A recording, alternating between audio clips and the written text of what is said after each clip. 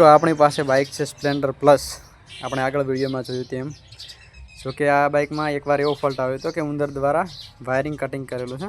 જોકે અહીંયા આપણી પાસે જ આ રિપ્લેસ થયેલું છે, તમે જોઈ શકો છો. અહીંયા પણ આ જોઈ શકો છો, આ આપણે ટેપિંગ કરેલું છે કમ્પ્લીટલી. જોકે આપણે કંપની કટ જ વાયરિંગ રિપેર કર્યું હતું. અને હવે આમાં ફોલ્ટ એ છે કે કરંટ નથી આવતો, અને એક ભાઈએ ડાયરેક્ટ કર્યું હતું. જોકે આપણે મલ્ટીમીટરથી પોઈન્ટ કમ્પ્લીટ ચેક કર્યો તો પોઈન્ટમાં કોઈ પણ ખરાબી નથી. તો હવે આપણે અસલી પ્રોબ્લેમ શું છે એના વિશે જાણવાનું છે.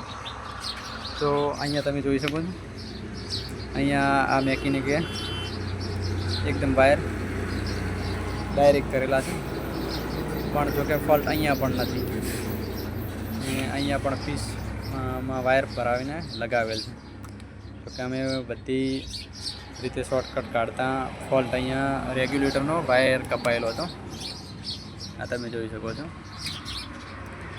અહીંયા કાર્બન થવાથી, જોકે અહીંયા બીજા વાયર પણ કાર્બન જ છે. કાર્બન થવાથી કરંટ ન મળતો હોવાથી બેટરી ડાઉન થઈ જતી હતી અને પોઈન્ટમાં પ્રોબ્લેમ બતાવતું હતું. જોકે ટચ થાય તો કમ્પ્લીટ ચાલતું.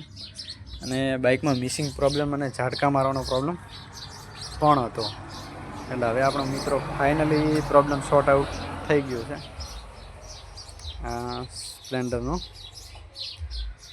પ્રોબ્લેમ માત્ર નાનો જ હતો, પણ પૂરી જાણકારીના અભાવે વાયરિંગની પથારી ફરી ગઈ છે મિત્રો. હા, જોકે બધાની ચેકિંગ કરવાની મેથડ અલગ અલગ હોય છે, જેના કારણે આવું થઈ શકે છે. પણ આપણી પાસે ફાઇનલી પ્રોબ્લેમ સોર્ટ આઉટ થઈ ચૂક્યો છે.